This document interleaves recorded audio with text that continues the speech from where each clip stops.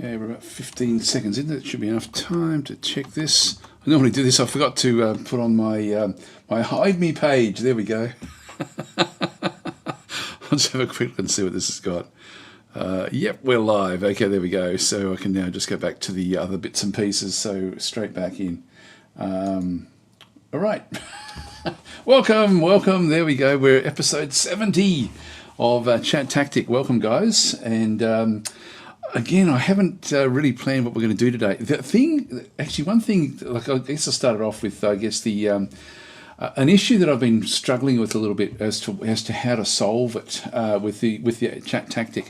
I'm concerned I'm spending too much time reading the comments, but it's sort of what the whole thing is about this sort of about chat. And I know that there's a lot of chat where you're not expecting me to actually interact, and so I'm thinking, okay, well, how do I get around that? I will actually just point out I've set up a different Discord area. I'll just show you what I've got, because I have now set up a on my Discord, and I'm thinking I might try to focus when I'm talking about games. I think I'll try to focus on this here. This is essentially, it's an area in my ChatTactic area. There should be a link, I think, in the description, by the way, if you're wanting to do this.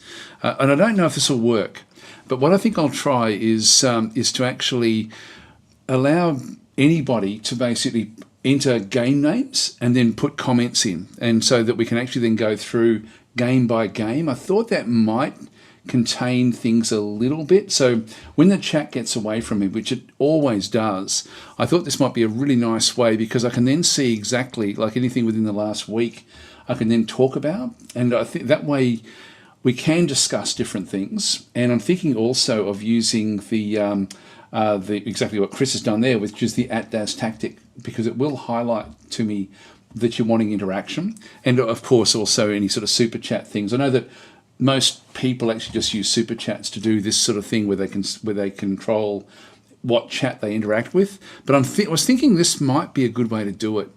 I think this could be a good way. So I thought I'd just test this one. So that's, if you do go onto my my Discord, you'll then sort of find that there's an area with these little symbols. This is called a forum, and so we can actually then just have like one thread essentially per game, and then I can just go through the comments about each game. That way I can actually look at a game, go through the comments, you guys can interact in that little area, and it keeps it contained.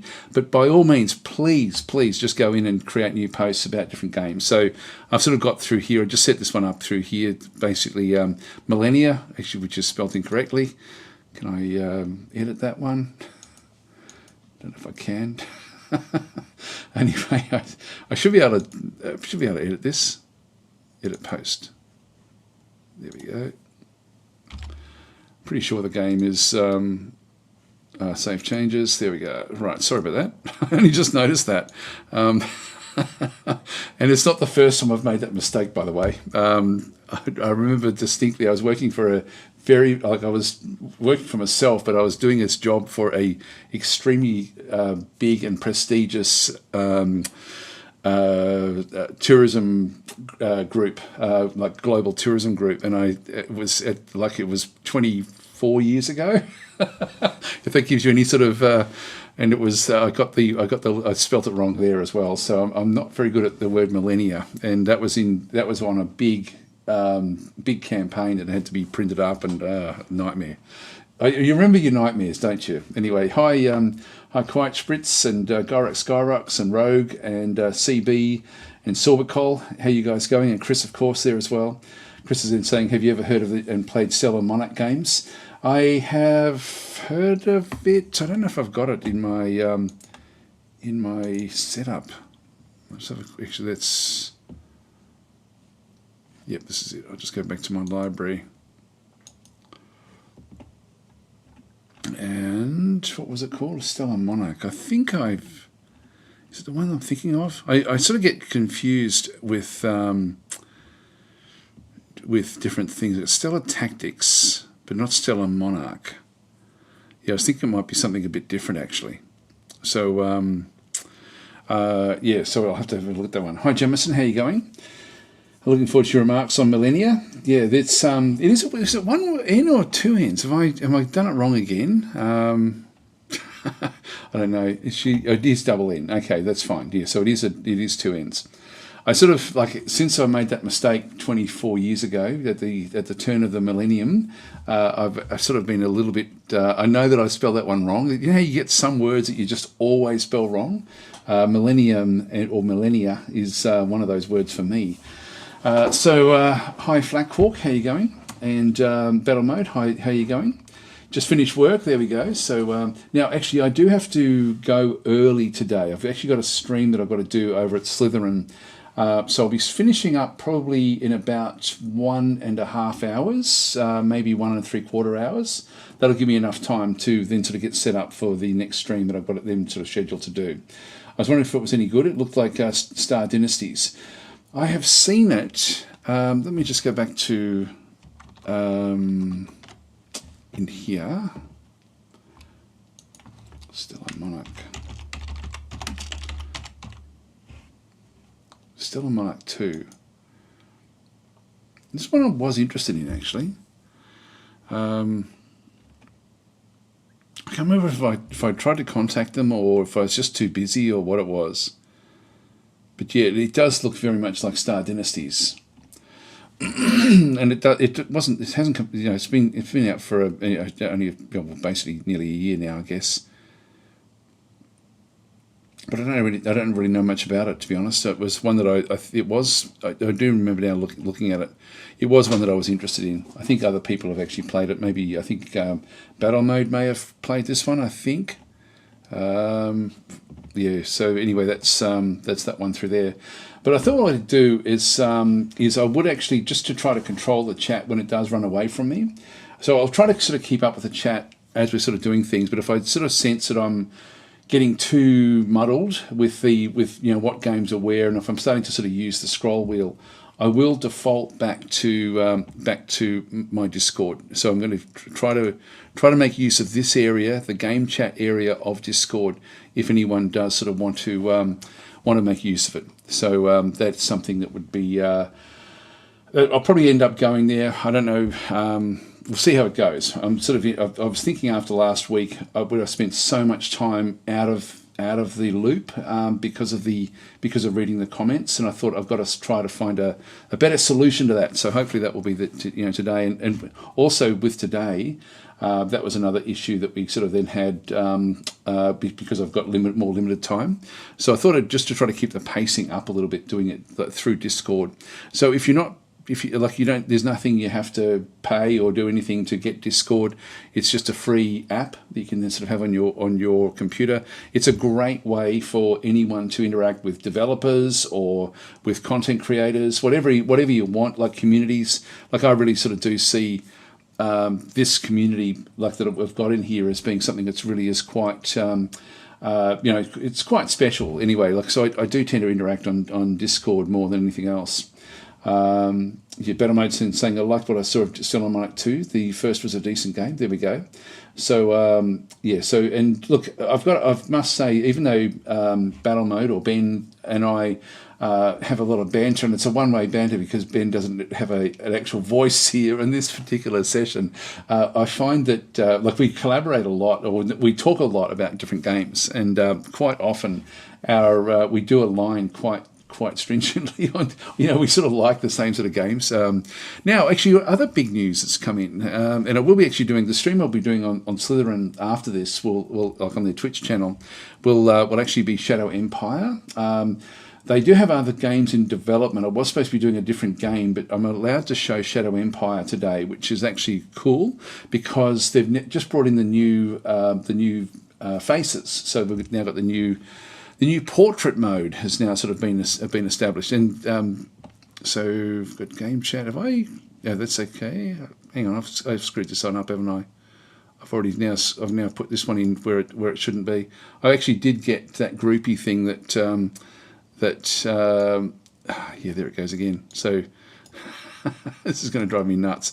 I may have to uninstall it. Anyway, that's going to be where we are. Ah, God damn it! Come on. So I am using Groupie. I'll I'll just see how I go. Maybe I will actually do it this way. Actually, that's probably not as bad. I'll just get used to using it. Ben's saying, Daz likes good games, so do I might show you Shadow Empire just while we're here. This is, of course, my Steam library. You're not allowed to look at this particular game here. And I was playing that one just before I started doing this one through here. I'm not even allowed to talk about it. So anyway, I won't talk about that one. So Battle Mode's saying a groupie takes a bit to getting used to, but I really like it. Yeah, I don't know if I need it, so I'm going to have to sort of see how I go. I mean, it could be handy. I'm just thinking it could be handy to sort of contain what we're sort of seeing through there. Like if I do bring that one up, it does bring up both of these, which I'm guessing we can sort of deal with, I guess. So we'll figure it out as we go. Shadow Empire. Let me show you what Shadow Empire has now got. So I'll just open this one up. So this only just came out.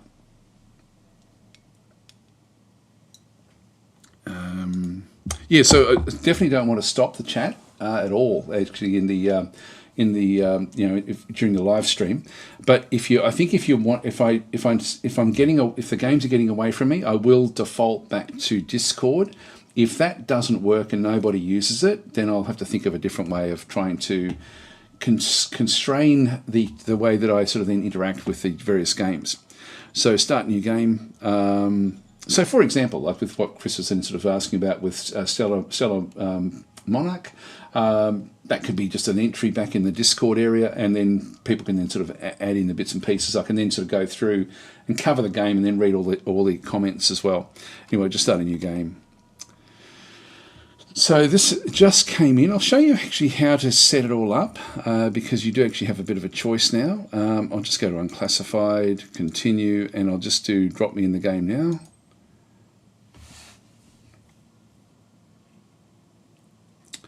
By the way, also I'd be interested to know if people are resistant to Discord, like if Discord is something that people don't want to be using. Again, I'm just trying to find the best way to interact with you guys, really, and still sort of keep the pacing, I guess, of these videos moving along relatively quickly. This will say I say use Telegram.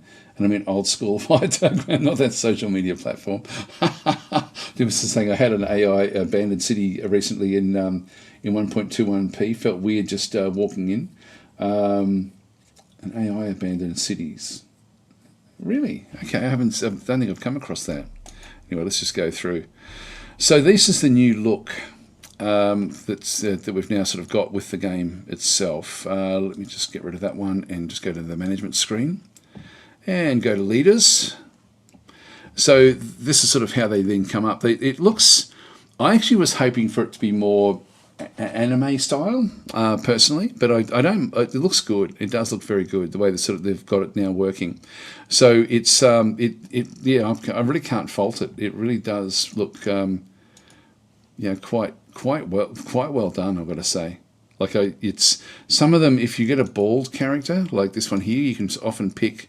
That one's pretty good. The baldness there, it works in well. Can't see any other bald people there. But it looks good. Like it really sort of has added a lot to the overall impact. In fact, if I just go and click on these, we just exit out of those, so we can sort of see through there the different sorts of styles that do come through. So this has just come in. Now, if you do want to actually add that to your game, just go back out to the map, go to Prefs, and then go to New Graphics and just switch them on. So I'm not sure what the top one does. That's like a global switch, but then you've got the new, use the new portrait graphics in through there. So I'm assuming that there may be other changes coming for this as well. Yeah, Bannerman was saying here, they've always done that, Dumerson. So that's the AI abandoned cities. Yeah, I don't know. I've never seen them actually just walk out of one of their cities. Battlemaid's saying, I thought Vic had sorted that out, and Battlemaid's then saying they will abandon them if they can't hold them, which is wise, but if they're doing it by default, that's an old bug, I think. So yeah, they should be sitting in the cities, I think. Dimerson's saying, yeah, I made a post in a War of the Worlds about it. Yeah, so Anyway, there we go. So Battle Mode saying new portraits look great, and it does look pretty. I like it. Says Sithil. Yeah, it's sort of it looks good, but I don't know why I was sort of hoping for more of an anime sort of style, but it actually looks good. It does look good. So I don't know if we can sort of yeah, like the different characters. They do look better. They do look better indeed. So anyway, that's Shadow Empire. So there's been a big update there with that one through there. So I'll be playing this in around about, well, in exactly 2 hours' time from now is when I'm due to start this one. Jemison saying, I love the new portraits, wondering about the variety of them. Hopefully we've included a lot of them. Actually, we can test that out. We can see how many there actually are, because there'll be the old ones and the new ones in the actual thing. So let's go and quit the game. And quit. And if we just have a bit of a look, I think the easiest way to do this is just to go into Steam, click on Shadow Empire, and properties, install files, browse. It just takes us through to where this actually is. Now graphics, it should be under here, and it should be under shadow, I think. And if I can remember where it actually is, portraits.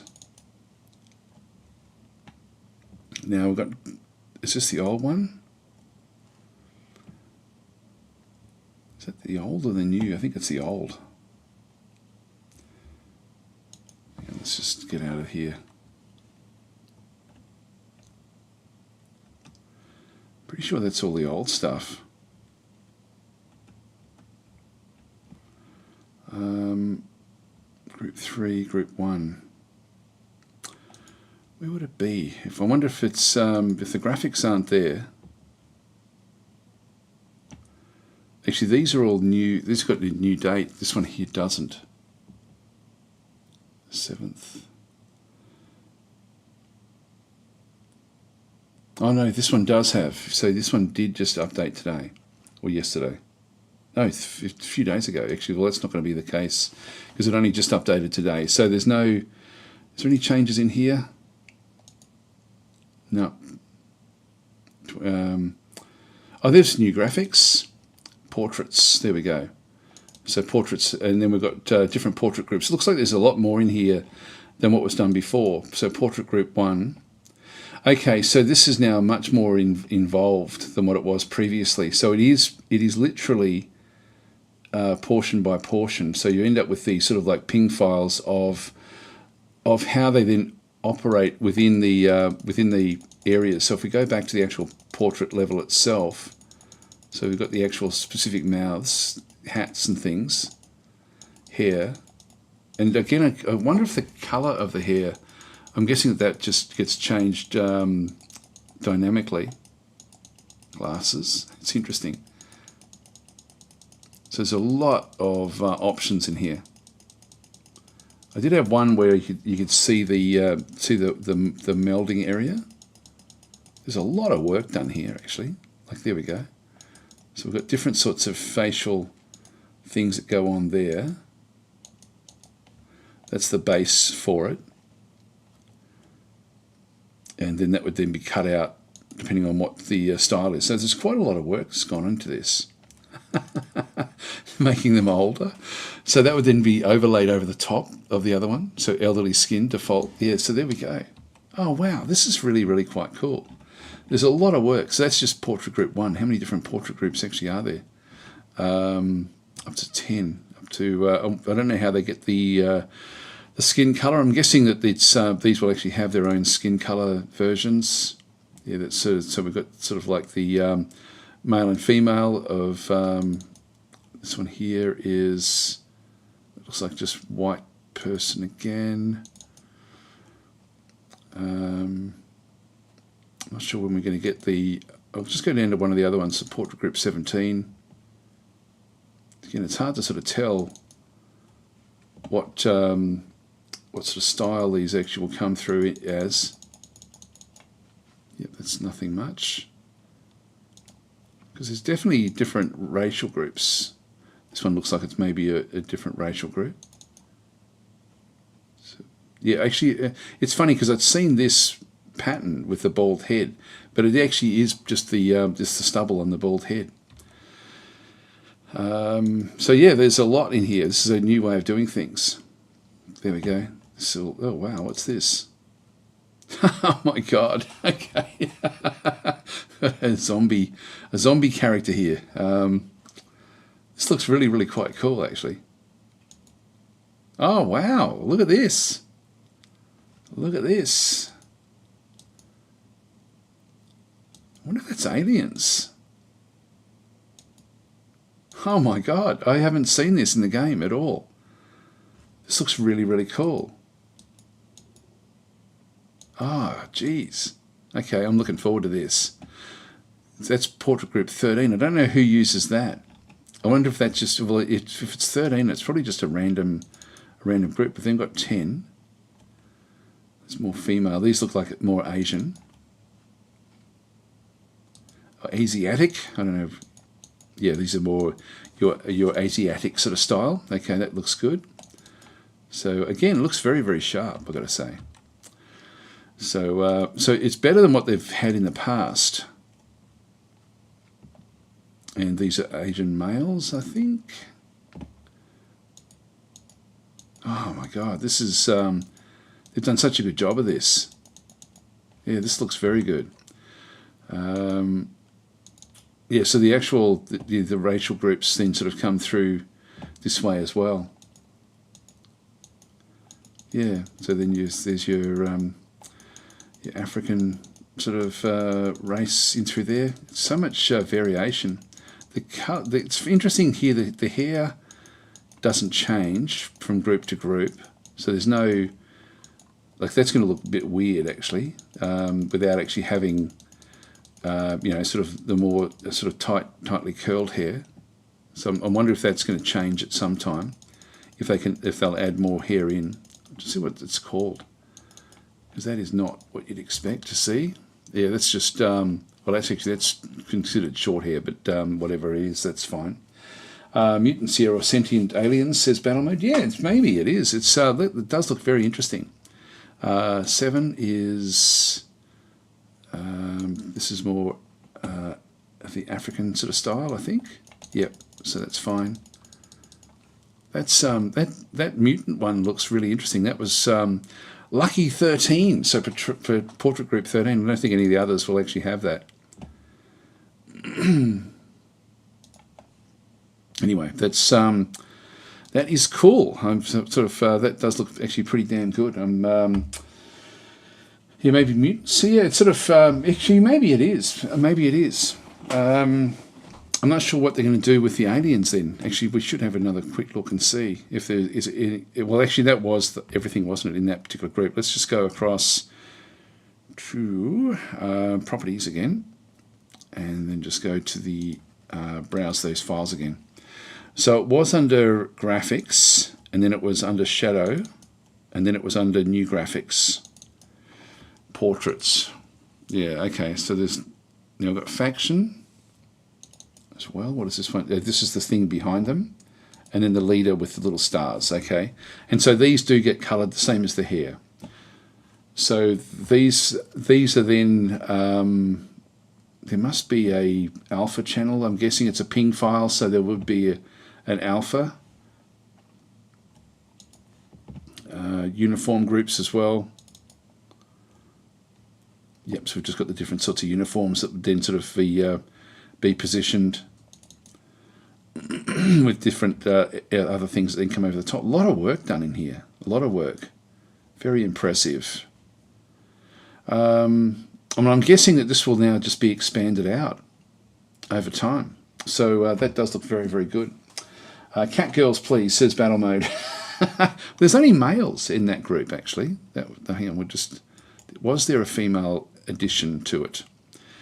If we go back to properties yet again, we're going for the third and last time to see what they've actually got. So graphics, shadow, new graphics, portraits. So that was now we've got it goes from 1 to 10 for standard ones. 13 was our friendly mutants, but only male mutants though. It is cool, I've got to say. I do really quite like that, but that's just purely males. 16. So what's 16 and 17? These just look like other just normal humans. We want more aliens, but the fact that they've brought them in and there is some missing numbers means that there may be more added in over time, I'm guessing. Yep, nothing unusual about that one. And 17 is the female version of whatever that last one was.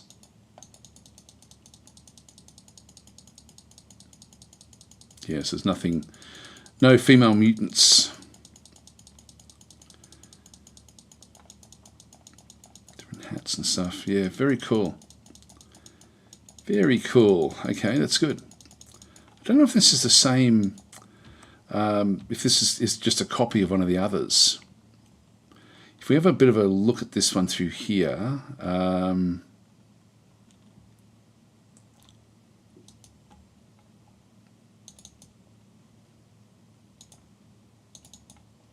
it is different than that one.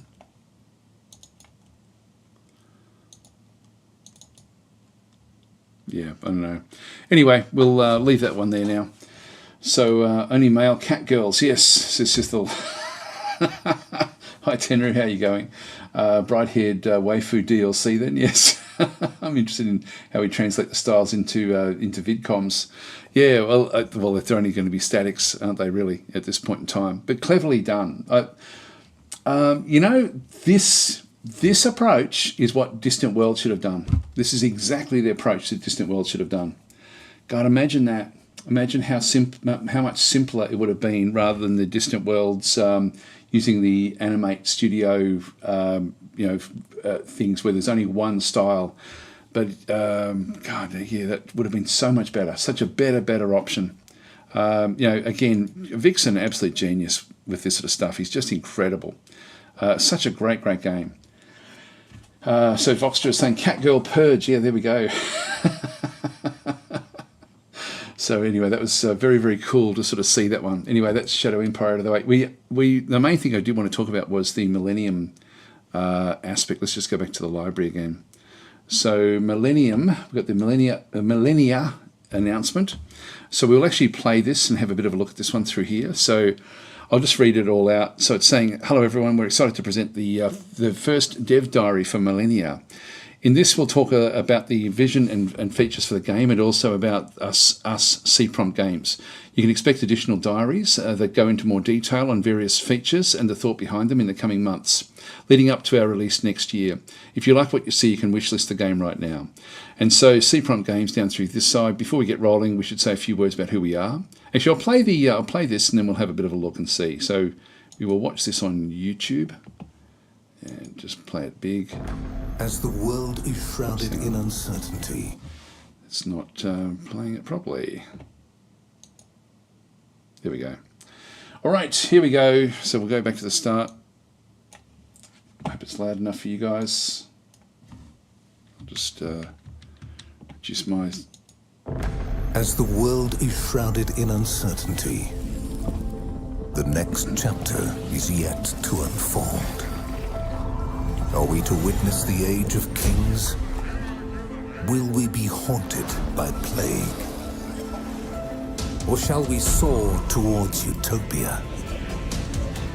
The narrative is... Let me pause it here, because this screen here is what makes this game unique. And so this is actually the big point of difference between it and all the other Civ-type games with the different ages. Now, so you're halfway through... Actually, I'll play it through, then we'll come back to this area. Is yours to claim.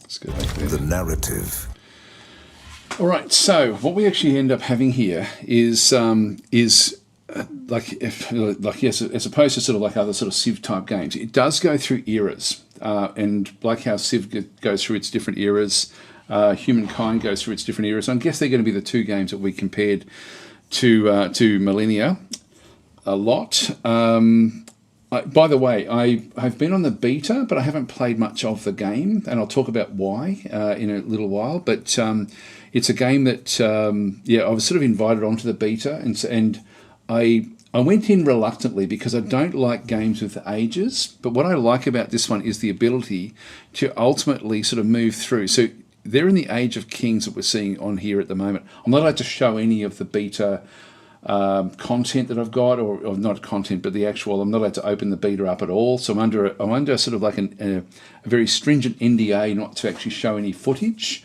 I'm allowed to show what's publicly available, and I'm allowed to comment about my impressions of the game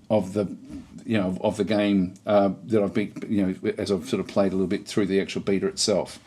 Hi Andrew, how you going? Subical saying, and this game in the era, it feels like developing a finally being brave enough to take on civilization. So look, I'll talk about my impressions, but only superficially, because it's, for me, the jury is really still very much out on this game. As I say, I don't tend to like games that go through eras, but the thing that makes this thing so different is, if you're the first one to finish off the current era that you're in, you get to choose which era you then go to next. And so you can actually, you end up sort of almost sort of like defining history as you go. And this is really, really interesting. So I've got to sort of say that this is actually something that I've never seen this done before. I don't think I've seen it done, have I?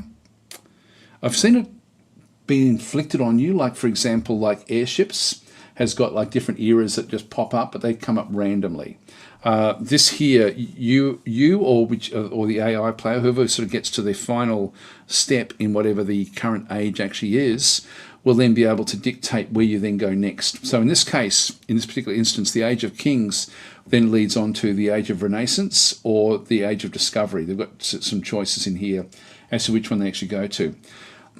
So we've got there up, so Chicken X saying the Age of Intolerance. God, this is such BS. Whole human history is Age of Intolerance. The Middle Age is not any worse. I can't see what that one is up the top there.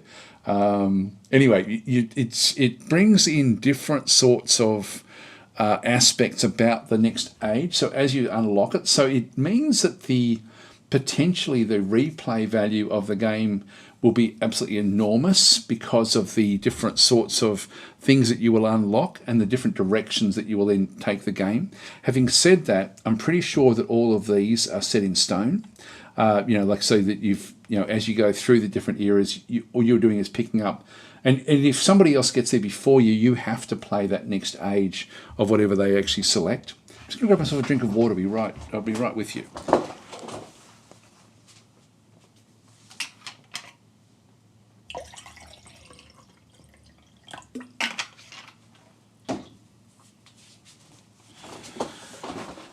So, Chicken Hook saying, I agree that with many ages is a very flawed concept. Yes. Can you go from Bronze Age to the Space Age? Yeah, it does. It does go all the way through. It sort of shows you there the Age of Utopia. Now, in terms, so I think that this is quite exciting. That this is the first time I've actually seen an ages of game or an era game where you do get to sort of then choose the direction of the next era. So Tenor is saying, I'm not a fan of age rushing. I usually hate games like this. I usually really shy away from them. I hate the whole concept of having something that you're building up become obsolete as you then sort of go through some sort of construct within the game to then change the parameters of how it does play. I've never liked any of these games. Right back to there's no Civilization game that I've really enjoyed as much as other games that stay in the one age. There's a whole lot of them that actually came out around the Civ 2 era. There's a heap of games that came out, and some of those were quite good games, except that they had eras. And I just think that eras themselves, personally, I don't like them. Battlemode saying, Civ 4 is my go-to historical 4X. This needs to be very different to Civ or it's going to fail. Yes, so Tenor is saying not a fan of age rushing. Yeah, I agree. Roger is saying the age of eating potatoes with a spoon. There we go. Silvercool is saying the ages will only work if they really bring proper differences to the gameplay for each age. Yes, I agree with that. Boobo is saying, I wonder what the DLC wrangle will be with this new Paradox game. Yeah, I wonder what they could introduce. The mind boggles, doesn't it? How many different ages of everything.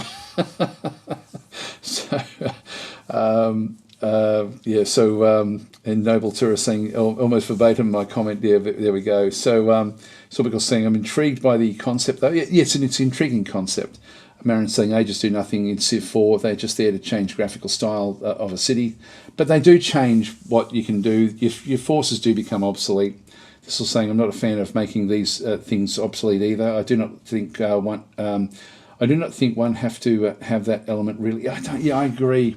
Like it's sort of, for me, it just breaks the fun of whatever you're doing. I really like just sticking in a single age, and for me that's why I never embraced humankind either. I never embraced civilization, never embraced humankind. There's been a lot of them actually that have sort of come out in recent years. My impression of the game, and I'm allowed to talk about what I thought of the game as I was sort of playing it. To be honest, I've hardly played any of it because I find the user interface so clunky. It loses all immersion for me at the moment. So I do want to try the game when it's more polished, but the version of the game, it's not releasing till next year, so I don't want to just say that's the way it is. I don't know if we can see any. I don't think we can sort of see much of what does happen here. To claim.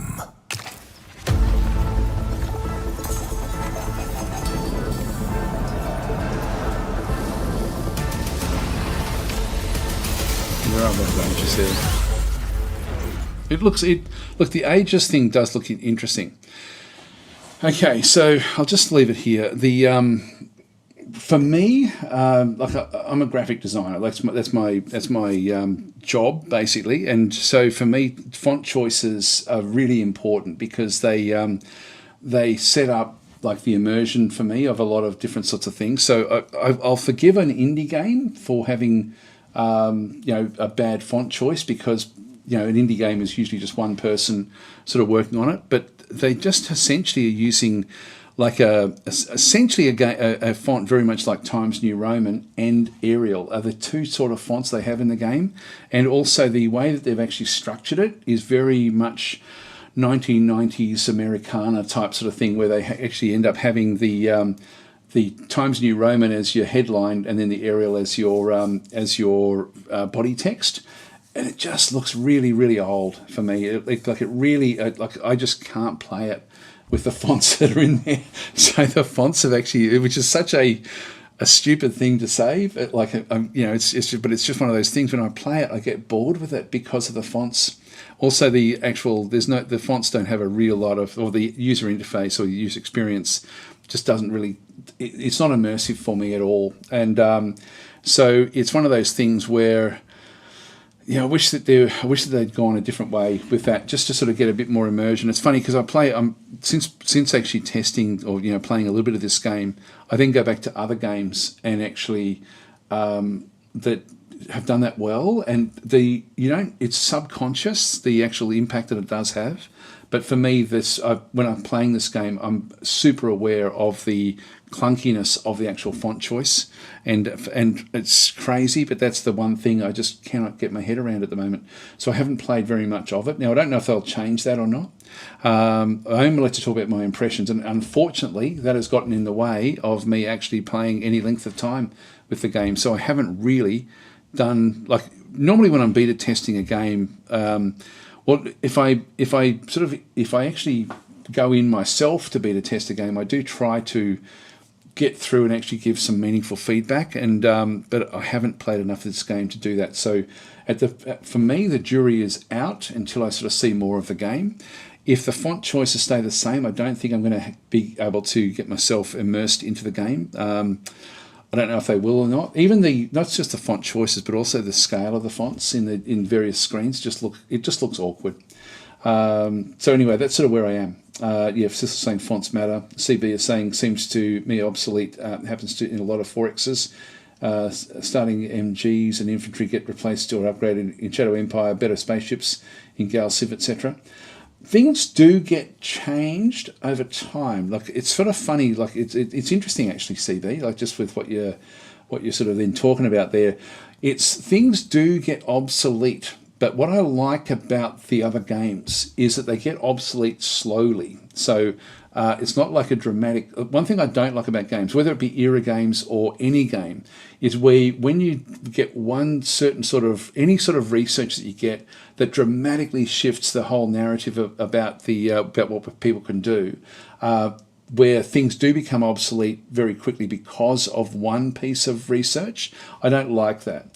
If it's small incremental changes, I do enjoy those sorts of changes. So again, Shadow Empires, for example, when you go through the various degrees of being able to sort of deck out your units with better equipment, it does improve them and can improve them quite dramatically, but it doesn't impact the game dramatically. So it's sort of one of those things where you want to be doing it, but it's not. It doesn't change. You're not suddenly fighting in a whole new era. It just means that your troops might be, certain parts of your troops may be able to protect themselves better. I don't mind that at all. And so, but what I don't like is where it just becomes like a hard point somewhere, and then the next thing that you start to get is something that's completely out there, which I don't know. Like for me, it's sort of I prefer like a sort of a more of a linear line of progression rather than sort of these very big jumps that happen with the era games. Now this is where things are going to. I will try to keep in the chat in here for a little bit longer. So Chicken is saying, I call this fonts minimalism and good old style. It's there's look the font choices. Times New Roman is supposed to be legible, and I don't know if this is Times New Roman. It's got I haven't had a close look.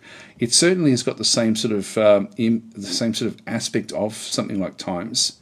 So it may be. But it just, I don't know, it's just a wrong choice for this. Times New Roman is very, very much set in the late 1800s, sort of, in early 1900s. It's when the newspapers became big. That's when Times basically sort of started to take hold. It's from a very specific era of history when you actually look at the history of typefaces. And Arial, to a degree, is like anything. Arial is a font called a neo-grotesque font. So there's a lot of fonts in that sort of category where they're essentially, or Swiss style is another way of sort of calling them. And so these are fairly minimalist. They are still very, very legible, but Arial itself is quite clunky, and it looks like the clunky version of those fonts rather than the more finessed, more modern version. So for me, the fonts are really quite a problem in that one there. So we've got Dom UK is in saying Times New Roman and Arial for anything. And look, I don't know if they're the fonts used. As soon as I saw them, I thought, we're back in here. We're back in the 1990s. Like it's even Microsoft has largely dumped them. Well, they have. They've Microsoft have gone to better fonts now, and they still use Arial, and Arial is still an important font for emails and stuff like this. And even like people actually still use Arial for for a lot of things because they're on every computer. But they're like it's funny because Arial was supposed to be the replacement for Helvetica, but Microsoft couldn't get the license for Helvetica, so they had to build their own, and they built Arial. But Arial is actually a much worse font than Helvetica. Helvetica is quite a nice font, and particularly the new Helveticas. Anyway, we won't go there. So Cecil's saying some elements like the fonts make the game seem unfinished, like it's unrefined and raw. It does, but when I start to see marketing materials coming out with them, I think that this is what we're stuck with. And that for me will probably be enough for me not to play the game really. Okay, so Battlemate's saying, imagine a game where there's no obsolescence, tech progression would be completely meaningless. It would, and I don't mind those games either, actually, that don't have any technology, where you just are basically building up. I mean, it sort of feels more as if you're playing within a single era rather than something that progresses over time. Yep, so Battleman is saying spears don't beat nukes. Strange comments there. Yes, just saying only step archers stand for the test of time. Yeah, sorry guys, the chat is getting away from me. The chat is getting away from me. I'm going to zip down to anyone that sort of just puts an ChatTactic now. Guy Bellamy saying fonts are irrelevant when the game involves marbles. Yes, that's true. See, marbles hasn't evolved. So yeah. So Voodoo Dog saying sorry, came late. Are you already playing? You said you already played the game. What's your first impression? I haven't played enough of it because I find it so unimmersive at this point in time. I just cannot get my head into the game. I haven't even played through one age at all. So I'm aware of what the game does. I'm going to be following it, and I hope that it will actually become better. But the user interface for me is a real problem because it's just so old school, so old-fashioned, and so clunky. So for me, it's just that immersion, and I love the idea of the ages, but I haven't played enough of it. I haven't been able to really just get my head into the game enough to play beyond that one. So that's sort of where I am at the moment. But I will keep on following the game, and I will keep on covering the game in here. So saying to Ben, that's incorrect. There are other changes that make plate armor less useful. Emphasis lesser used. Indeed, gun-powered actually push the development of plate armor. Yeah, so I think that's true. Like when you play games that do really look at historically what happened in a defined period, that is quite interesting to sort of see the changes there. So Battlemode was saying, I missed the start of the show that you were saying about using Discord for chat. Yeah, I'll just talk about that quickly in here. I will actually, what I'll try to do, anything that's got an ChatTactic, it does come up nicely red for me, so I can sort of see very quickly if people are trying to grab my attention. So as the chat starts to run away from me, I will actually, because I don't want to, I want to be interacting as much as I possibly can, but I've noticed in the last week, it just got way too much. so it was one of those things where I just couldn't keep up with it.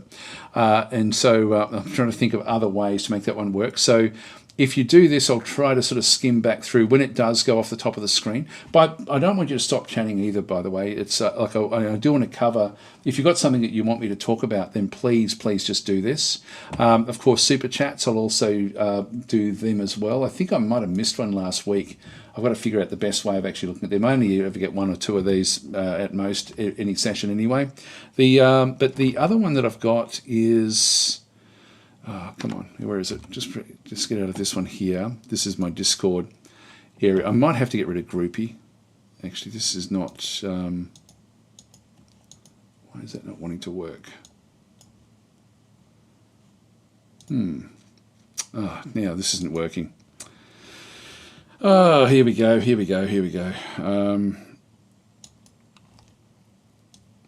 There it is. Okay, so we've got so this on the Discord. Now, what I wanted to do is when I'm talking about a game, I will try to come back. I just want to see if this works for me and for you guys. So on the Discord, there's a new area that I've added in, which is game chat. Feel free to just go and start a new post. So Shadow Empire, for example. Empire, and enter the message, hey, new faces. Cool. Here we go, post. So just feel free to add games, anything, because what it will then do is it will then sort it, and it will put the most recent ones at the top. And that way I think I can then structure these sessions a bit better, because what I can then do is actually focus on one game at a time rather than flipping around all over the place, which I'm guessing I would imagine if you watch this after the fact where you're not seeing the chat, it makes it more complex to sort of try to figure out where I am in what we're talking about. So I was just trying to think of it for the people that are not watching it live. But again, so there we go. So Voodoo Dog has just put in, hey, I like the faces. So if I go and click on this and sort of start to open this one up, I can then sort of have a look at the actual chat. That way I can actually then keep the game's going. So please, please, please just add stuff in, and that way I will then just make this my main go-to, or I'll try to sort of look at the @DAS tactics as well. But yeah, just add things away, and we'll see how we actually do go there. Okay, so so Duna is saying serifs or sans serif fonts over images. Look, for me, I prefer sans serif for games. That means without the little kicks and tweaks and things. Like if we go back into the Millennia announcement, this is a serif font, which is what Times New Roman sort of is. I don't know if it is Times New Roman. It certainly looks like it.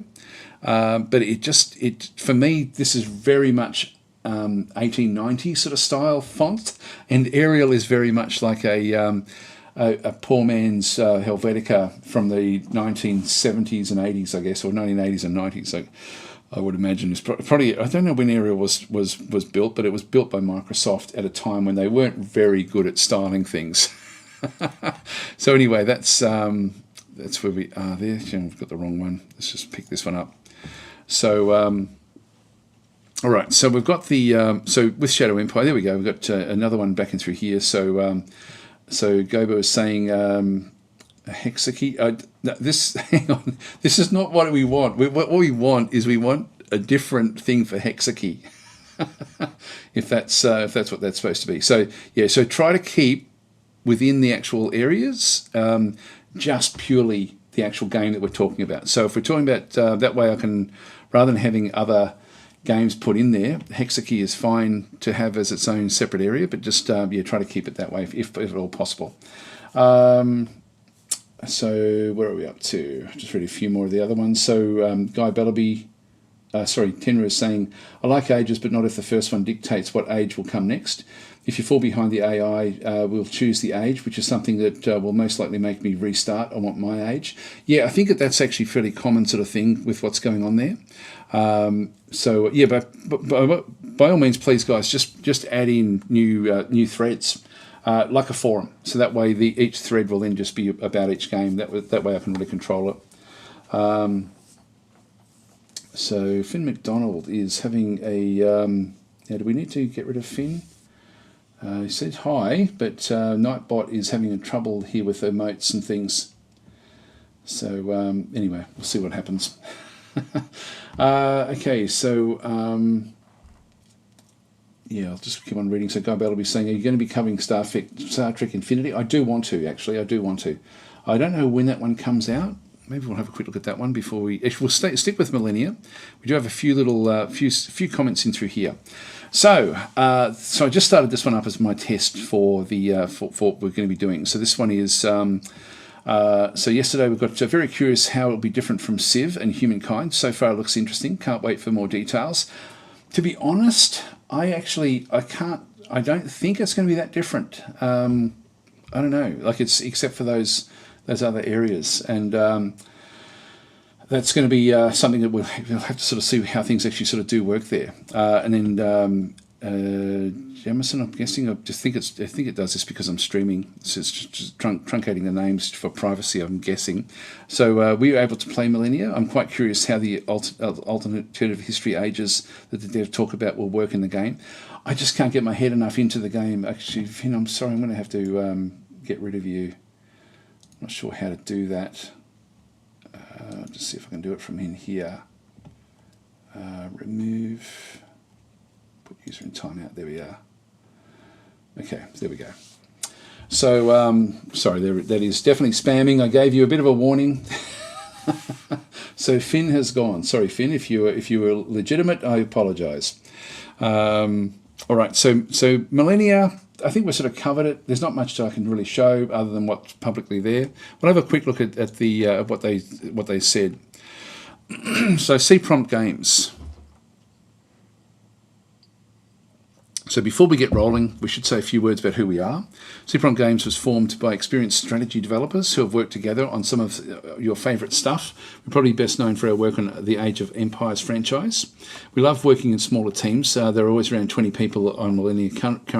There are around there are around 20 people on Millennia currently. Our office is in Colorado, and we're organised to support hybrid remote in-office development, and the team is in numerous other locations, including Texas, New Mexico, and Oregon. At our core, we are lifelong hardcore strategy gamers, and we basically wanted to make a 4X since forever. We started Millennia in 2019. It is definitely a labour of love, and we're very excited to start being able to share it with you. So what is this? If you haven't seen anything else about the game, Millennia is a new turn-based 4X that features alternative history, custom tech trees, and deep economy and combat. So, and as I say, you can sort of see it in through here. I don't know if I can show this picture. I can't really. But see how clunky the text actually is? It's all sort of all over the place, and I just can't get my head into it. I just cannot get my head into this one. So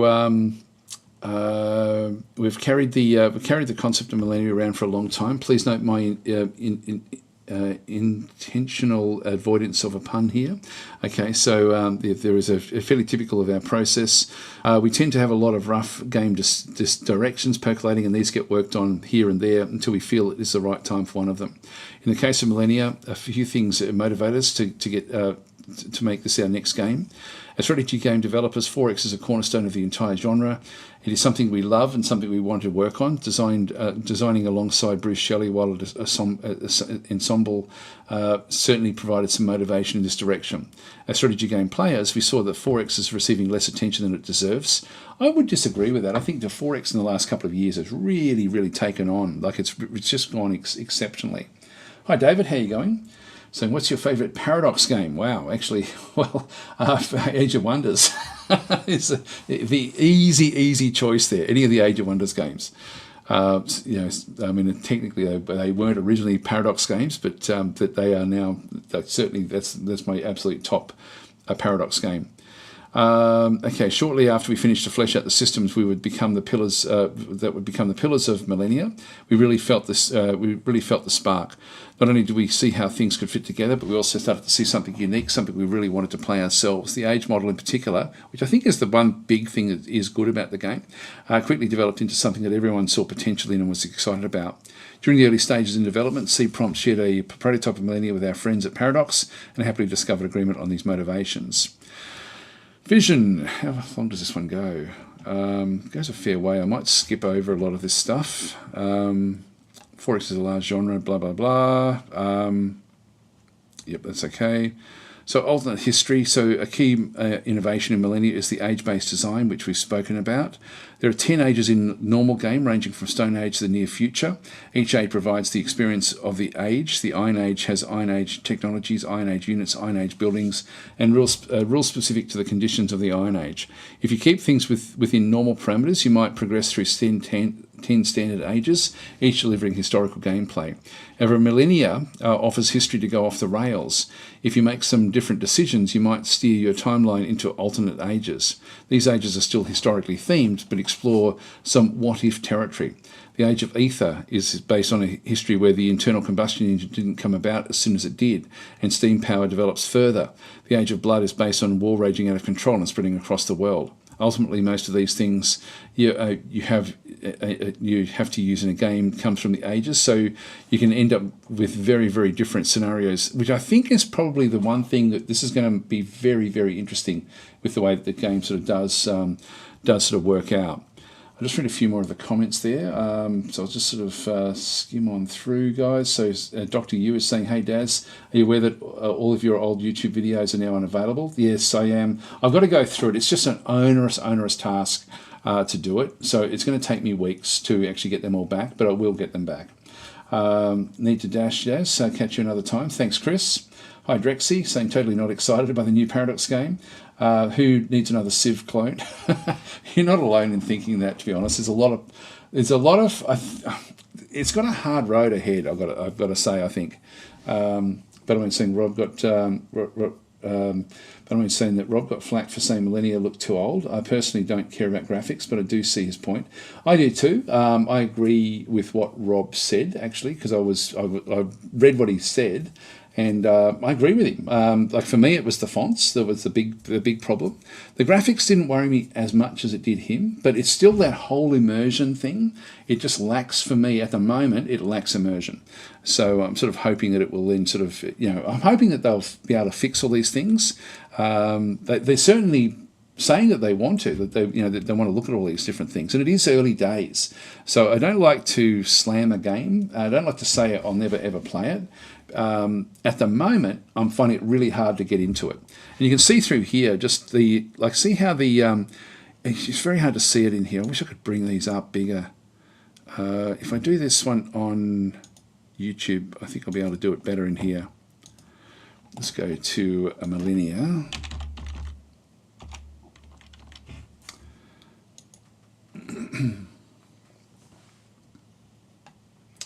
And we'll then just have a look at the Millennia announcement. This is sort of what I mean. It just doesn't work for me, and I don't know. Like it's so American. Maybe that's like when I read that they were from Colorado and from that sort of region of America, I'm thinking that's why they've chosen these fonts. Sorry if you're from America, but that's a very, very, very American way of doing things, which I just don't like. They've then used a completely different font for the naming through here, which is completely fights against the font here. So for me, that's something that again just does not work at all. And look, I'm really finicky about this sort of stuff. And it's one of those. And see how blurry and it's these sorts of things. It just lacks this typographic polish from what I can see. I just hope that they get that fixed, because for me it's very, very poor and it completely breaks the immersion for me. Again, it's just such the wrong choice. Like the graphics, I don't mind these graphics. Like I know other people have complained about the graphics and things, but it's just this font choice is from a very, very defined time in history. I mean, they've used a sans serif through here, and again, the sans serif through here would be a better choice than the Arial one that they're using.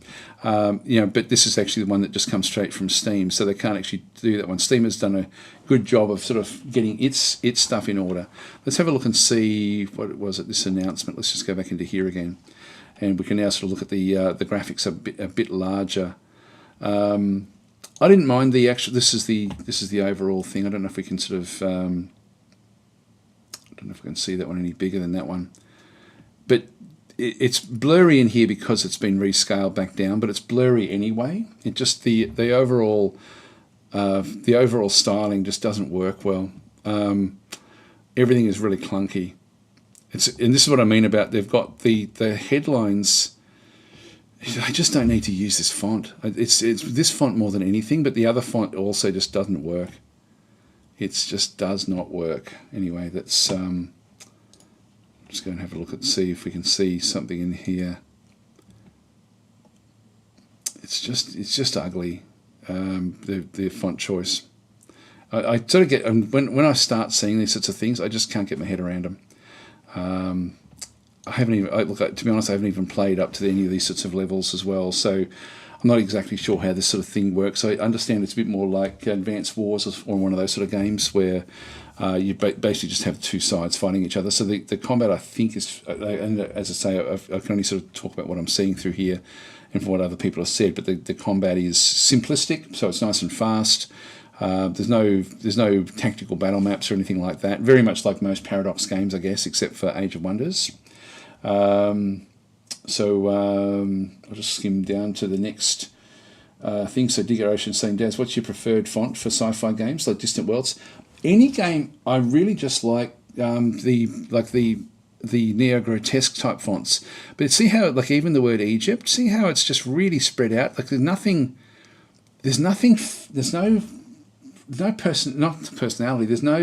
finesse about the way that the fonts just work.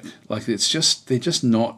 These are not good fonts to be using in a game that is any game really. These are not good good screen fonts. Like this one here, it's really compressed in. This one here, it's really opened up. just the typography is really, really, really poor at the moment in the game. You can sort of see that just by looking at at this one screen in here. Really tight, sort of kerning in around the actual and tracking in around this particular wording and through this other side. Just the different sorts of combinations of styles. The sort of like the small caps I don't mind so much in different games, but I'd much prefer that if it was all just one font. So for me, things like Distant Worlds, I just think just a really clean sans serif font is all you need. So I actually quite like what Distant Worlds does. But I really don't like these. But this is a very American way of actually doing things. Very American. But very American from the 1990s. And that's not being negative about that, but it's just, for me, it breaks everything. You can sort of see it maybe a little bit more in here. Just where it's just like, and it's not fair for me to sort of talk about the blurriness of the fonts in here because it's been sort of scaled down. But I find them blurry anyway, to be honest. But it's just, and I find that the whole, like that for me is just a mess when I look at this. And this is why I stopped playing. I can play with it for maybe 10 minutes and then it just does my head in. It's just the aesthetics really get to me. Bibo saying, one might say these fonts are hopelessly incompetent. Yes, that's very true. So Battlemate saying at least it's a bit different to the whole UI is bad complaint. Yeah, look, I don't mind the graphics on the game itself. It's just that these just do my head in. They absolutely do my head in. And it's like I know that like because I mean Ben, you've sort of brought up and you sort of work with Rob, so you sort of you guys have obviously been talking about the your perspectives of it. I shouldn't really say anything about what you guys are saying unless you sort of say it publicly, but because we are allowed to talk about our impressions of the game. And I think I'm still going to be following the game. I'm hoping that they fix all these fonts up. It should be a really easy fix. It should just be a matter of changing the fonts out and then putting correct fonts in. The thing that I am concerned about is the way that they've scaled all the fonts. It really just is all over the place. There's just nothing good about it. Anyway, that's where we are there, so I won't sort of talk much more about it. So this is the tip of the iceberg. Millennia is a huge game. The outline above is just introduction. There'll be plenty to cover. So what have we got next? Yeah, that's okay. Economy. I won't talk about these things. I think we'll sort of just keep on following it over the course of its history. But at this stage, I just cannot play the game because of the fonts. Yes, Drexy's saying fonts are very Civ 5. I thought that Civ did a better job of their fonts, to be honest, from what I can remember, but it's been a long time. Let's have a look at Civ 5, actually. That's a good thing for us to have a bit of a look at. See the Civilization 5, and we'll just look at imagery.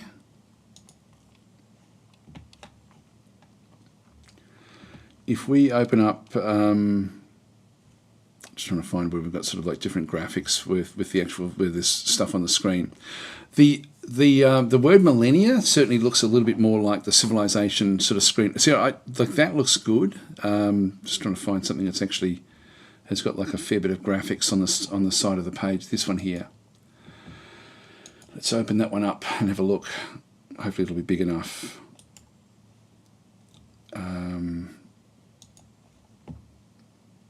No, it's not big enough. Damn it. Okay. No, we're not going to be able to see it. Not going to be able to see it.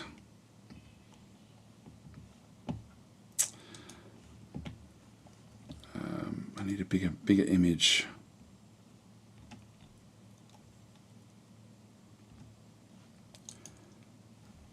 Is that one going to be better?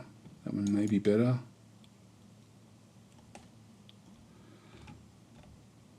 Yeah, let's try this.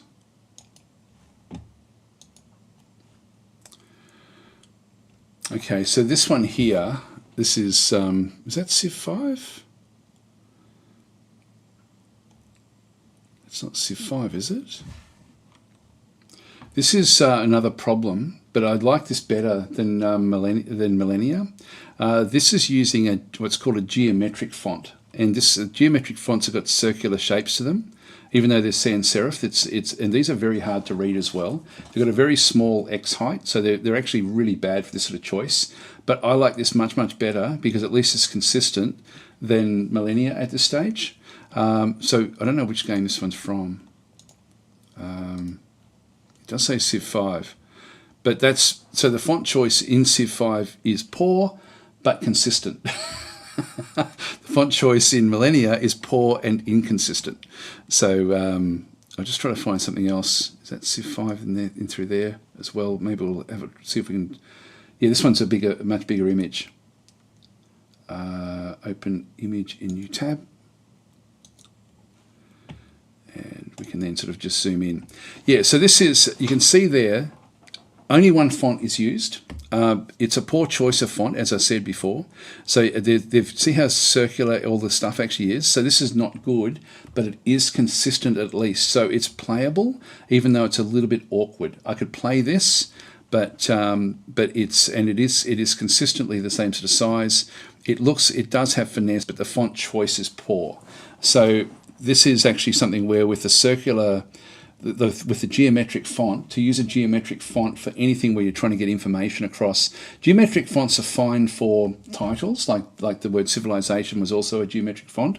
But for using it in this sort of user interface type aspect, in my opinion, is a really, really bad move, and it's always been a bad move. So it's not like it's sort of one of these things where, like, if you're using it in small areas, it's nothing like when you're trying to sort of then use large areas. So I don't know what the help files of Civ 5 was like or anything like that, but if they use this font everywhere, it would become fatiguing to read because of these circular shapes. So that's a poor design decision, but at least it's consistent. So it does have consistency.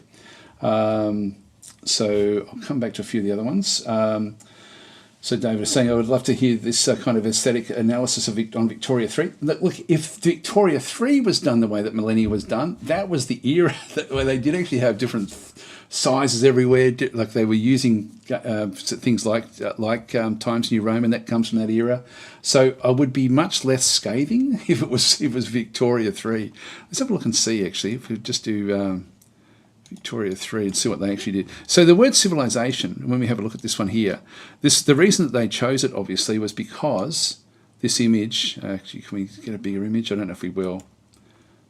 View image in, put image in new tab. Is it just going to be small? Yeah, it is. That's also geometric.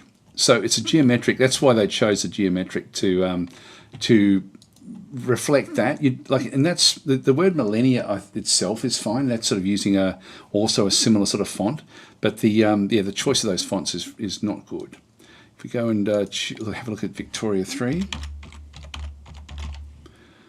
I thought the Victoria 3 actually had a pretty good aesthetic. Yeah, so this is perfect for Victoria. Like that's as an actual style. This is really, really well done. And even the way that the maps are done, see how they've used the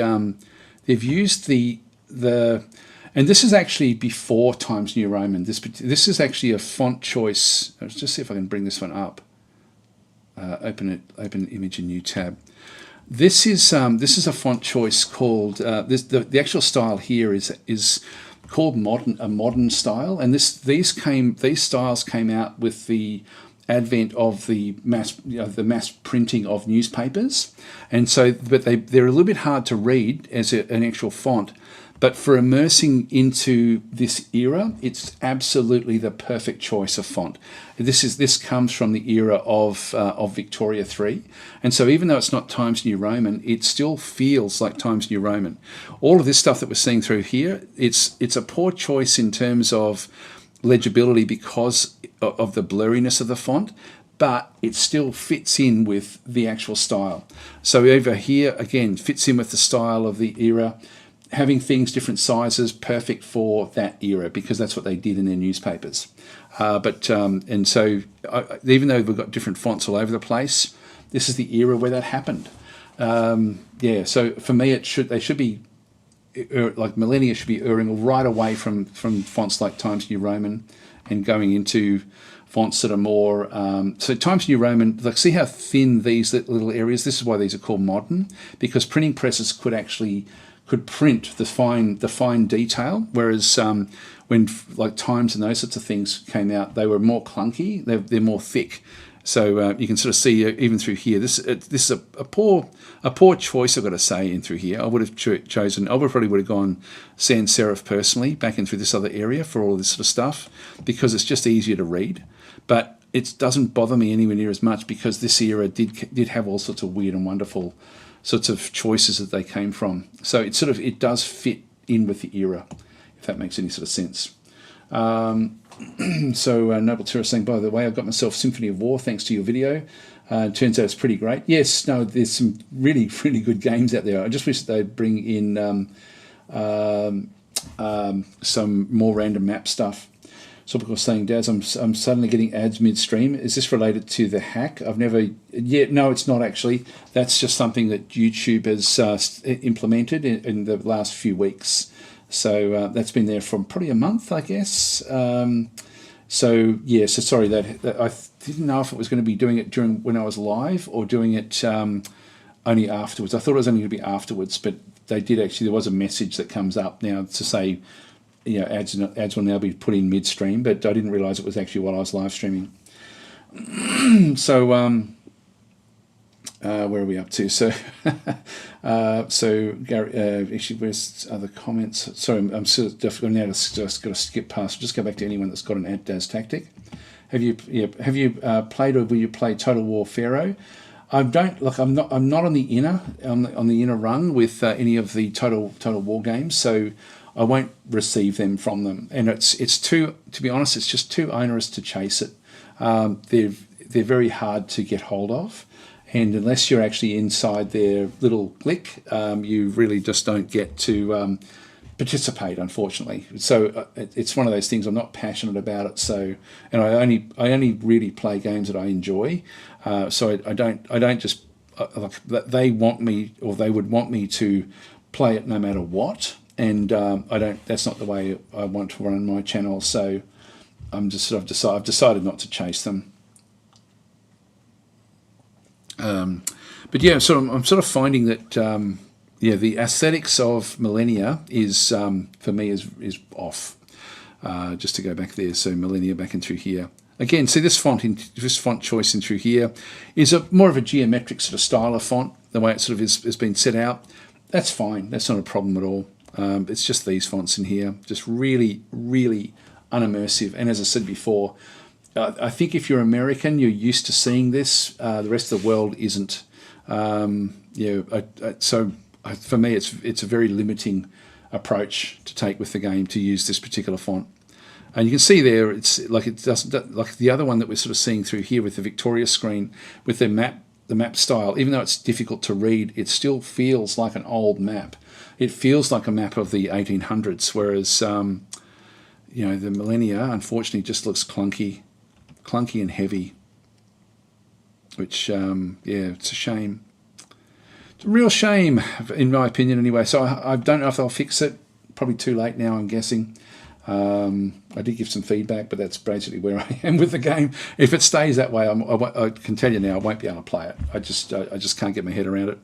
Okay, so we'll leave that one where that is. Actually, I should have left that one open. I'll just go back into the steam powered in here, and we'll have a quick look and see if anyone else has actually now put anything else into the Discord. So no, we've done that one. So that one's actually then done. Shadow Empire, was there anything else added to there? Yep. So like the face that says Voodoo Dog. Yep, that was cool. So so it looks like this is going to be a bit difficult for people to use. I'll still try it for a few weeks and see how it does go. But it's at least I can then sort of show things, I guess. So we'll see how that one actually does go. But yeah, please just consider using this if you wanted to, or give me feedback as to what you prefer in terms. I know I've skipped over a lot of different comments. Like I look at Ben's got one there. Fonts are an arcane and uninteresting art form to me. Feels superficial, like wine tasting or fashion shows. Fonts are the celebrity come dancing of the art world. So do you mean fonts in general? So Marin is saying, always mod fonts in Paradox games. They're all terrible and too small. Yeah, it's one of those things. I mean, I do it with Dwarf Fortress as well. I don't like the fonts in Dwarf Fortress. Not for the same reason, but just I find them very difficult to read. But fonts in general are fascinating. Like the actual history of fonts is incredible. When you actually look at it, like this, they all come from different eras. They all come from technological changes. They actually map technology. So that's why you get fonts like on that Victoria map, where the printing presses were then able to print fine lines, and so you end up with fine fonts. We have, even just in recent years, like in the last 20 years, the fonts that we use have changed dramatically because our use on the screen we're now looking at fonts that are so much better for screen than what they've ever been before in the past. That's why a game developer going back to something that's not good on a screen is a really, really strange choice. Even just look at the way that, for example, that Discord has actually done their font choices. These are very, very crisp, even though they're quite small. Like, it's just, they have chosen the perfect font for screens. And so we're seeing revolutions in fonts here without even realizing it. We're sort of part of a font revolution. So Jemerson saying the whole breakdown of use of fonts was really interesting, to be honest. If you would ever do a stream about the art direction of video games, 100% will watch that. I sort of often wondered if I'm just too much that way. But I should do it at some point. On my other channel, actually, on my ChatTactic Extra channel, I did an analysis of the NASA logo and their style guide, which is phenomenal. Like, it's the old Apollo era style guide that NASA put out is it's still so relevant. And NASA went away from that and ended up with something so much worse. The current NASA logo is so much worse than what NASA had from the 1960s. It's just really, really interesting actually to see it. So Battleman's saying, I agree. Interesting to hear someone who actually thinks about stuff like fonts give an opinion on it. It's one of those things. I studied it for years and years and years, typography and fonts, and so I've sort of, I think I know my stuff regarding fonts. I may not be able to pick exactly what font something is, but I can certainly pick what era it's from and where it should sort of fit within the things like that one. Vidodoc's saying, no, I think it's a really good way to start a discussion on different games.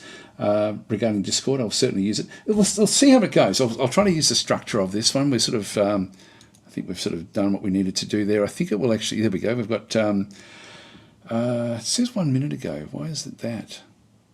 I'm not sure what it's saying 1 minute ago. I think I've gone through all the different bits and pieces there. I might have to play with this one and just sort of try to restructure it anyway. So I'll leave Discord alone for a little while, and we'll talk about other games. So let's go back into the actual game list. Now, oh my God, I'm running out of time already. I've got to get going in about 20 minutes. So, and I don't have any games to give away today. So Paradox should now put in an Age of Fonts Millennia. Well, see, I don't hold much hope for Millennia because even the font sizes are all over the place. It's just, I don't think font-wise or typography-wise it can actually be saved easily. So I'm not sure how they'll sort of then go and do that one. Let's go through the news, the gaming news of the week. Now, Strategic Command. There's a new DLC coming, Empires in Turmoil. I have hardly played Strategic Command at all.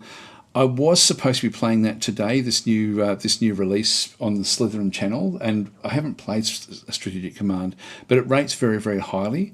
I will mention that Empires in Turmoil is coming, and I am quite interested in that because that one then covers smaller theatres of war, like the Balkans War, of 1912, things like this. So this is around the World War I era. I think it may even go back towards the Boer War type sort of era, but I'm not sure if it does. So I'm looking forward to this actual DLC, actually, more so than the base game. Now, we've got the DF Hack released. This is 2 weeks ago. Actually, this is all fairly old now. But DF Hack has now got a new stable release that's come out. And also Dwarf Fortress has also sort of come out with a new version fairly recently.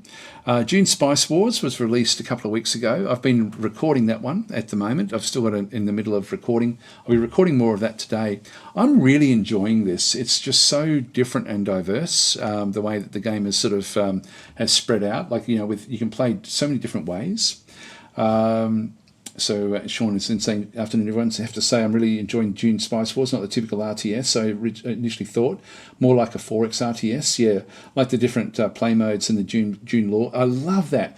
The Dune lore in Dune Spice Wars is so well done. It's they have really studied that aspect. And Sean is then saying, as a huge Dune fan, it really captures the Dune lore mood. It does indeed. They've done such a good job. Now they did race swap and gender swap a couple of the characters in it. It didn't bother me in it, but I know that will bother some people, like particularly something that is sort of coming from books that are established. I don't know why they did it. I haven't got the guts to ask why they did it.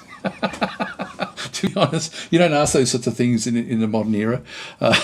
You just nod and proceed with it. But no, I don't know why they did it. Actually, it's but it hasn't bothered me. So I guess Liet Kynes, the sort of the Dune archaeologist, was the big one who was traditionally an old man, is now sort of like a female character. But that's as I say, it hasn't bothered me with playing that one at all. So actually, David is saying it must be considered Millennia is made by an external studio, not proper Paradox. Paradox is heavily involved. I can from what I can sort of see, and same like with Age of Wonders. I think Age of Wonders has certainly, you can see the Paradox, and they admit it themselves. The Paradox influence is very big with Age of Wonders, and I'm thinking that would be the same. So yeah, it's just the fonts really do bother me though. I don't know if they really like that. when I take a set against something like that, I just can't see past it. So actually, Michael was saying I like the NASA video you did. Yeah, no, it was incredible actually. Yeah, I like the NASA worm. Yeah, no, it was amazing back then. Now, sorry, I'm just going to have to skip past a lot of these sort of comments in through here. So I hope you guys don't mind the pacing of today's sort of session. I've had to sort of skip over so many comments, and I don't like doing that. But I'll have to try to figure out a better way of trying to control how I do these in future, and I am under a time constraint today. So diplomacy is not an option. This came out yesterday. Don't shoot the messenger, pretty please. What's this one? We've got some rather unpleasant news. Oh, that's not good. Okay, what's going on? Has been the release of Diplomacy is not an option has been postponed. Our game won't leave early access in November, as we stated before. The reason for that is the results of internal tests. That's not bad news at all. That is actually good news. I love it when developers do this, where they basically go back on when they said that they're going to release a game. I hate having a game that is released because somebody said it was going to be released on a certain day and it's not ready. I'd much prefer the game to be ready. So I'm actually, I was sort of hoping it wasn't, some health issue or something that one of the developers had, but it's not. That's good news. This is a good news, bad news story. I love this. I actually really love this. So this should be applauded. This sort of approach. I won't read out the whole thing, but this is a pretty cool game, and yeah, that's not a problem at all. So the results I was just going to say that the results of internal tests of a single-player campaign turned out to be unsatisfying. Well done, guys. Well done indeed for doing that. 100% like that, actually. It means that we're going to, because releases should be polished. Battlemate saying agreed. It's so much better than releasing it half-baked. Absolutely. And so many games feel that because they gave their word about something, that they have to stick by their word. This is the way to do it. This is the way to do it. This is great. So don't shoot the messenger, pretty please. Yeah, absolutely, we won't. We will applaud you for having the for actually being critical about your own game, and that's awesomely good. That is awesomely good. I really get so scared when I see any actual release date set in stone where the work hasn't already been done and tested. When there's an actual, like, I know that there's certain games, for example, like what's the roguelike Dungeon Keeper one? Dungeon RL, or Keeper RL, has also said that the next release will be the release version of the game, but didn't actually designate a time frame. So that's fine. It means that we know what he's working on. We just don't know when that's going to come. So I think he might have given a guide as to when he thought it might be ready, but he's not set in stone, and that's the way to do it. So anyway, that is good. So I applaud you for doing that. That is awesome. The Architect is out. No, that's for Flotsam. I hardly ever play that one. No Kingdom. I haven't played that for years. Stellar Tactics, Early Access Roadmap. I do mean to play this. I just haven't really got into it yet. Hearts of Iron 4. I don't play that anymore, really. Galciv 4. Now, this was from 2 weeks ago. Version 1.8 Early Access Update. Now, I'm recording a new series of this at the moment as well. I'll have another video out tomorrow. 1.9 is just around the corner, and I don't know if it's going to show us. No, it is just talking about this one through here.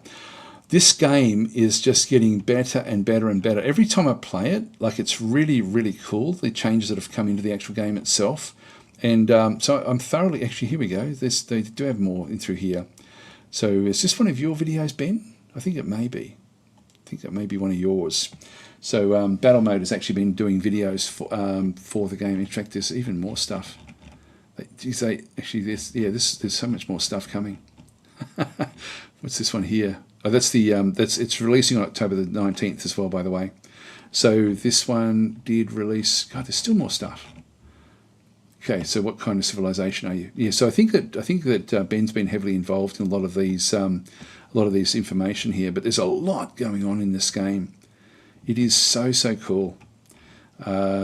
It's like when you compare where Galactic Civilizations 4 Supernova version, when the Supernova version is right now, even before release, compared to all the other Civilization games, it is chalk and cheese. So Battle Mode saying, yeah, that's mine. So this is one of Battle Mode's videos back in through here. So Ben's been doing a lot of work with Stardock, basically, to sort of get the information out, and but it's just the actual game itself. It is so much better than I thought it could possibly be. Like, in all honesty, it's just really, I'm just blown away by it. Whenever I start playing it, I'm just really excited. And there was, if you're in the if you've sort of got the insiders version or the beta tester type version, they did just release the Korath clan, and they released a new way of playing the game with that clan. I can't actually show it because I'm actually got to be recording with just version 1.8, and it doesn't have it. I think it's called Raiders or something. It's like a different way of actually of structuring the way that the game is played. It's really cool. Yeah, so in that sort of sense, it's amazing what does go on with the game itself. And the Korath clan, I hope that they can bring more sort of really big changes like the traits that are used by the Korath clan. The Korath clan, I can't wait to play them. Battlman's saying, what kind of civilization are you, was my best video. Shows the grand strategy side of the game. There we go. So if you guys can go in here and watch that as well. So that is actually, so this is, and Stardock have been putting out a lot, and Ben as well have been putting out a lot of information about the approaches for the game, and they're really good, very polished videos. Yeah, very cool. So Gary X saying that ChatTactic is an incredibly old civilization. So Ben's saying, wait till you see what Brad and the team have been doing this weekend. Okay, I'm looking forward to that. It's again, I know that 1.9 is literally around the corner, and so I'm probably going to hold off recording a little bit until 1.9 now comes out, just so that I can actually hit that one when it does come out as well. But yeah, thoroughly enjoying the development of this game. Like, really cool. Typical saying that, yeah, to Ben that it is a good video. Good or great? Because I think, Ben, did you use the word, it's your best video? No, actually, I've watched this one. It is very good. So if you're on the fence about Galciv 4, that's the one to watch, says Ben. Yeah. So I don't know. Is anyone on the fence about Galciv 4? It's sort of funny. Like, I was worried about the game coming across from Epic, but I don't feel as worried anymore. For the game's sake, it seems like it's with what's been happening with the Supernova version. It does seem very well done with what's going on there. I will apologise again, guys, for missing so much of the comments. I know I've had to sort of skim over a lot of it. So Michael's saying a lot of Steam reviews of Gal Civ 4 talk about it being buggy or incomplete. Has this not it's just not been your experience? It is. It's early access. That's what early access is for. So at the moment, this is. And yes, it's true. It is true. It has had some issues.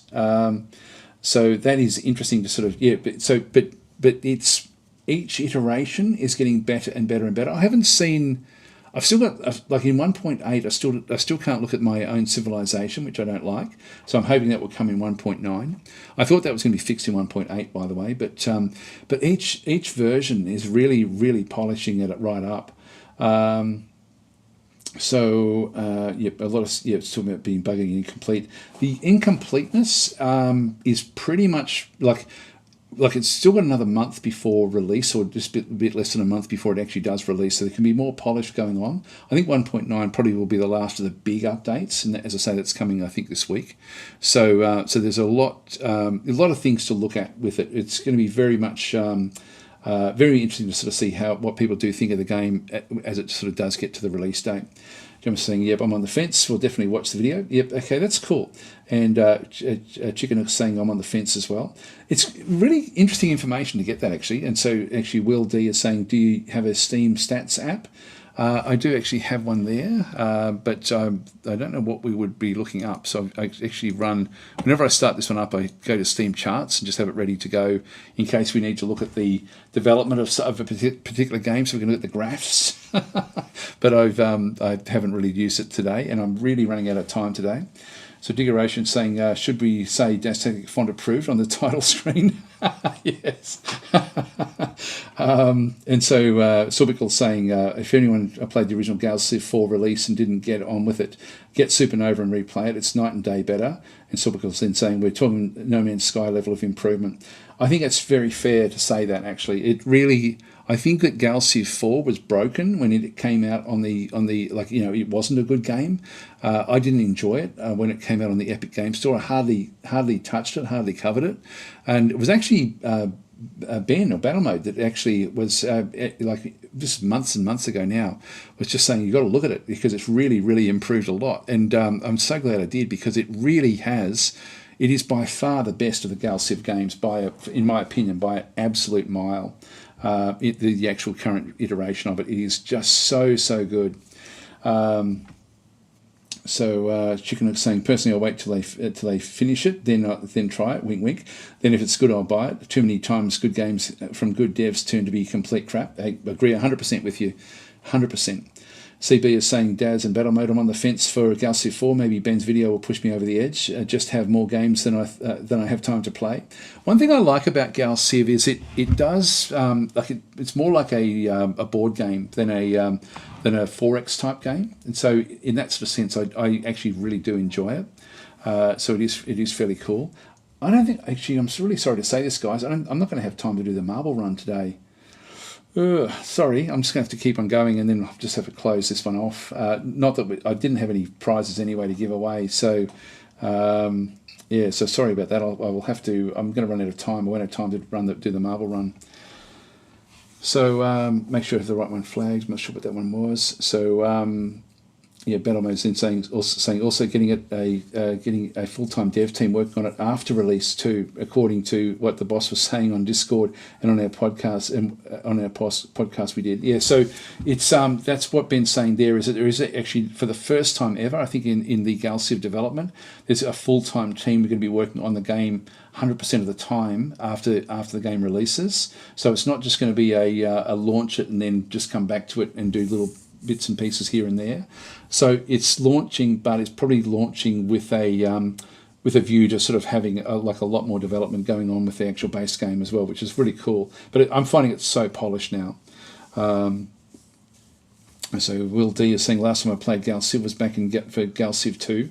I think that Gal Civ 4 took a lot of what happened in Gal Civ 2 and tried to make that work in Gal Civ 4. If I think that's sort of been more the approach rather than Gal Civ 3. People didn't like Gal Civ 3 very much, so I think they went back to Gal Civ 2 and then re-looked at everything that was in all of the games to then sort of figure out a way of doing things. And I think they've really achieved an awful lot with this game. And could it be better? Yeah, of course it could. But it's certainly and that's why it's exciting to sort of see where it will actually end up. So Dusty Monk saying, I tried Supernova but refunded it until they finished it. The bugs were small, but I found them infuriating. Yeah, I don't know how long ago that one was. As I say, I've been enjoying it a lot. Yeah, so Boober's saying second mid-roll out of the stream just now. Thankfully, both only 5 seconds. Okay, that's nothing like Twitch. Twitch goes for like 6 minutes. So Genos is saying your best video of all time, and so Bannerman is saying best video I did for Stardock. I think they are good videos. In fact, I've got to say all of the work that Ben's done for Stardock has been really exceptionally well done, and really does do a good job of just presenting 4X gaming, really, which is great. So it's not a sales video, by the way, these videos that Ben's been doing for Stardock. It really is more about just connecting with 4X gamers.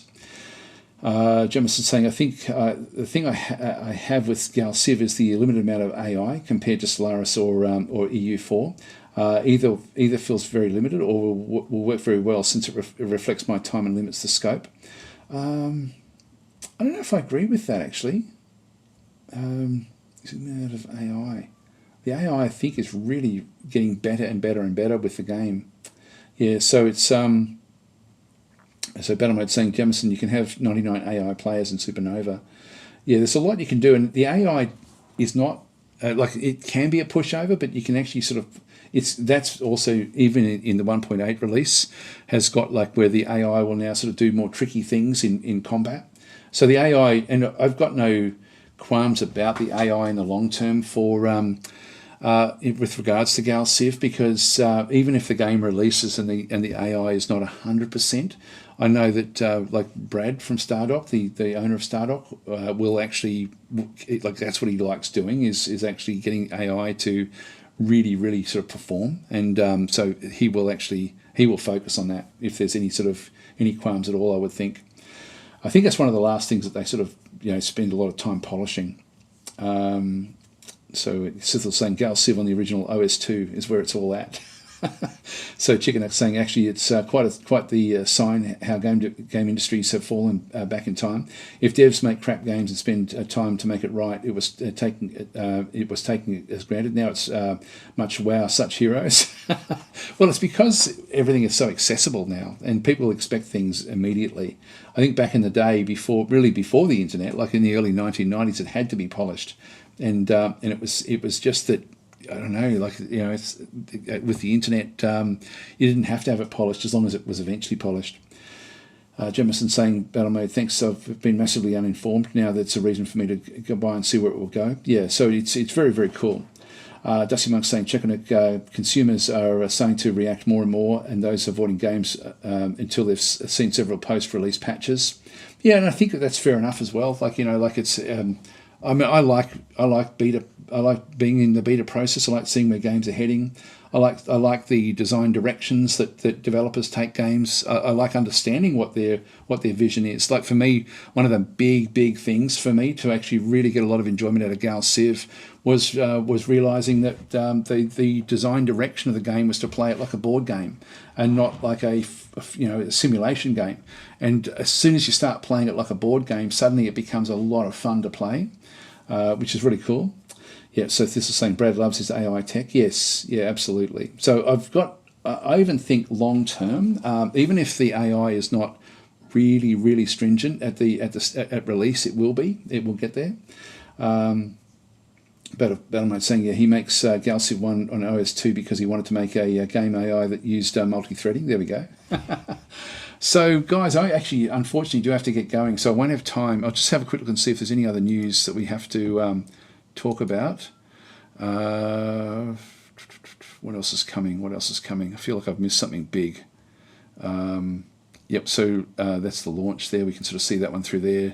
Dwarf Fortress, when was that? This was this week as well. I've been playing that a little bit on Twitch. All right, so we've got all those. The games I've been playing, Shadow Empire, I'll be playing that in about half an hour's time over on the Slytherin channel. A game I'm not allowed to talk about is the next one, which I'm not allowed to talk about it at all, so I won't talk about that one at all. Quasimorph, this is the game I meant to talk about. This is a really difficult game. I haven't even finished one mission yet. I just can't get through even a single mission, but it's so cool. So Chicken is saying, that's the problem is, in my opinion, devs start to think about players as free beta testers these days. I don't think that's fair, to be honest. I think that if a dev does think like that, just run away. I actually feel because I get involved in not a hell of a lot of beta testing, but in a fair amount, and I find that everyone is wanting to get the best game, and so the developers want the best game, the players want the best game, and I can't think of a single developer where I've actually felt that I was being abused or used for the time that I was spending with the game. I was going to get a good game out of it, which is what I wanted. And I'm thinking of games like Shadow Empire, for example, or Distant Worlds, back over through here. I've been on beta testing these games for a long period of time, and I'm pretty active with the beta testing of these games. And the developers are all about how do we make the best game. So, and it's not about how do we get if they had to pay beta testing, I don't think they'd be able to afford to do it, to be honest. These are niche games. So where are we getting up to? So just have a quick look through. Yep. So Boobo saying Quasimorph looks awesome. It really is. It's an amazing game. I just hope that they make it a bit easier, or have an easier option for people like me. I really can't get through it. I nearly got through it yesterday. I was doing a live stream and I almost got through, and I didn't quite get through that very first. I haven't even got through one mission yet. So I've been trying it and seeing how we go. So Drex is saying, I played it a bit, think I finished a few missions in my 39 minutes played. You are kidding. I've played for 8.5 hours and haven't finished a single mission. You're 39, Drexy's 39 minutes and finished a few missions. There we go. That's depressing, Drexy. That's depressing. I'm going to have to start picking on you like I do with battle mode now. Coming in and saying things like that. So Ben is saying, yeah, Quasimorph looks awesome. It really, when does it release? It releases this week, I think. Release date, new interfaces. So, hang on. Decided to push the Quasimorph release to October the 2nd. Okay, so about a week's time. Very, very cool game. So I'm going to keep on playing this because I'm enjoying it. It's just super hard. Super hard for me, super easy for Drexy. But no, it really is amazing. This is saying, such a bully Daz is. Well, they're from Explorminate. Explorminate's the enemy, isn't it? No, I've got a good relationship with everyone from Explorminate, which is good. Derna's saying it's fine. They're just using me as a beta tester as long as they actually listen to feedback. Some devs are convinced they've got it right the first time and won't improve.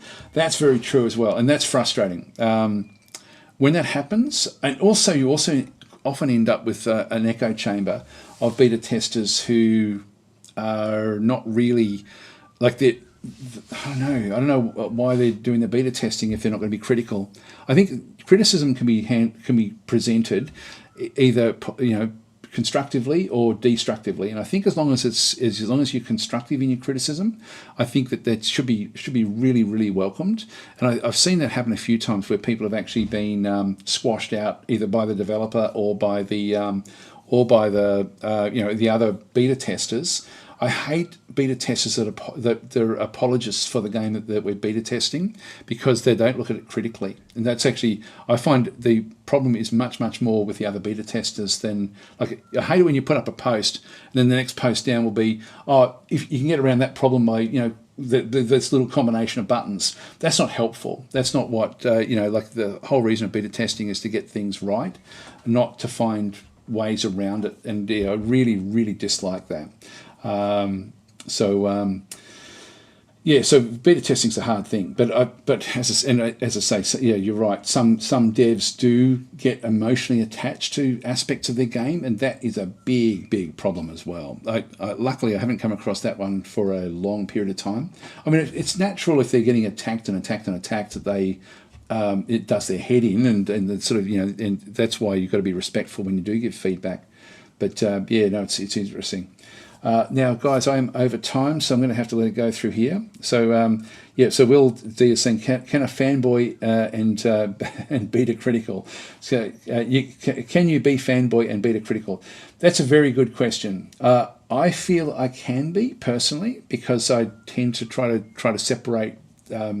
the pleasure aspect from the business aspect, if you know what I mean. But I know that I've come across so many that aren't. It's a a lot of betas in beta testing, says Gary Oak. That's good. That'd make a good T-shirt. Yeah, that's good. Anyway, guys, I do have to get going, so thanks for watching. I will be on the Twitch channel in about just a bit under half an hour now.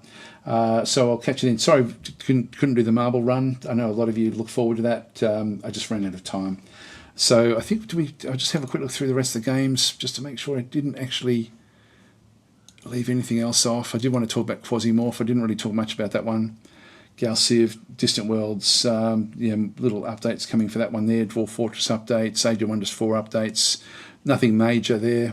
Yep, that's enough, I think. I think we've got enough there. All right, and June we've spoken about as well. All right, so I'll leave it there, guys. Thanks for watching, and I will catch you next week. Can I just claim I won this marble run? You're the first one to mention it, so absolutely. So Sithel won the marble run today, so congratulations, Sithel. You've won nothing. What is he playing on Twitch? Shadow Empire. I'll be playing Shadow Empire on Twitch.